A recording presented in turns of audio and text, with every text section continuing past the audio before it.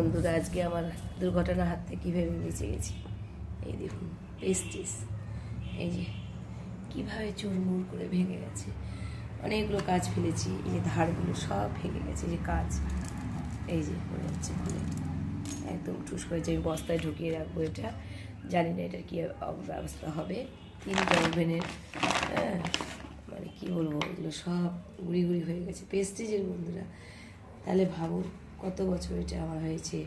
2019 শেষের দিকে নিয়েছিলাম, 20, 21, 22, 23, 24, 5 বছরে দেখুন কী অবস্থা। তো মানুষ বলে না যে ব্যান্ডেড, এই দেখুন আমার তো এটা ব্যান্ডেড হয়েছিল।